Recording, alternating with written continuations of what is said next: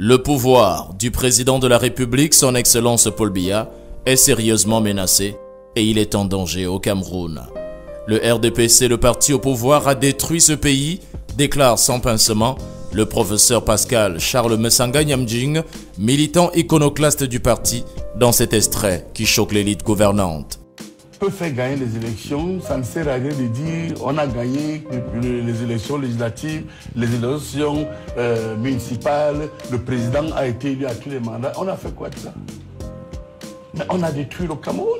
À cause de telles déclarations accablantes pour le pouvoir en place, le rouleau compresseur s'est mis en branle pour broyer le professeur Mesanga Nyamdjing, le biaïste qui ne sait pas tenir sa langue.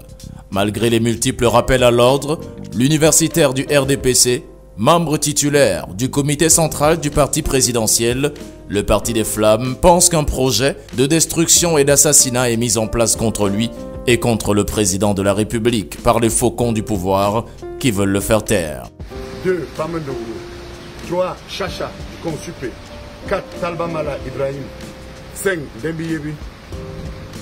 6. Ndong Soumet. 7. Non, Elvis Ngolin 7. Elvis Ngolin 7. 8. Dangadjiga. Et 9. Non, Menzo n'était pas là. Non, j'ai compté déjà ma famille. Il y a quelqu'un de très proche. Jean-Fabien Moncam.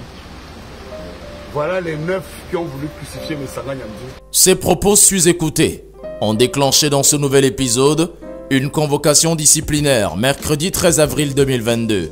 L'universitaire a été sommé à comparaître devant la commission de discipline ad hoc du comité central du parti au pouvoir, présidé par Peter Mafani Moussangué, l'ancien ministre, un homme du sérail. Une machine à broyer estime ceux qui pensent que Mesanga Nyamdjing aura du mal à s'en sortir. Le professeur, passé au fil des faits, a été accusé et interrogé sur 4 faits qui lui sont reprochés. Premièrement, pour avoir qualifié certains membres du gouvernement de bandits en col blanc dans les médias. Deuxièmement, son incitation au soulèvement et à la prise du pouvoir par l'armée dans les médias au quotidien. Troisièmement, sa critique exacerbée à l'égard du parti au pouvoir et vis-à-vis des membres du gouvernement. Quatrièmement, son soutien formel apporté aux revendications des enseignants et à tous ceux qui veulent déstabiliser le pays. Alors que vous croyez que notre parti est solide, et il prépare l'après-bien. Pourquoi vous êtes naïfs parfois comme ça? Nous sommes en danger. Après cette audience disciplinaire, la décision du comité central du parti au pouvoir camerounais est vivement attendue. Certains analystes politiques estiment que le biaïste est dans les sales draps et pourrait cette fois-ci être radié définitivement du Parti des Flammes. Cet engagement à s'exprimer librement et même contre son parti, qu'il n'hésite pas à tacler à l'occasion, lui avait déjà valu des corrections disciplinaires.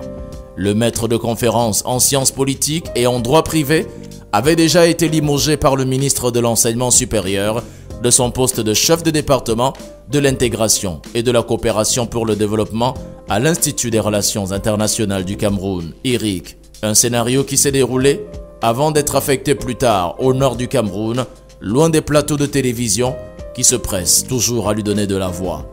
Le biaïste et militant de la première heure du RDPC, l'ancien camarade de Charles Ateba Eyene, voit depuis quelques années le ciel lui tomber sur la tête.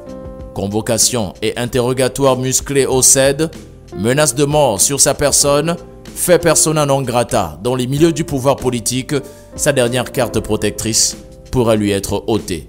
Rendez-vous dans les prochains jours pour avoir toute la lumière sur cette affaire. Merci de vous abonner à notre chaîne Premium Télévision pour ne rien rater des infos tout azimut, actualités sociopolitiques, culturelles et sportives du 237, du continent et du monde. À bientôt.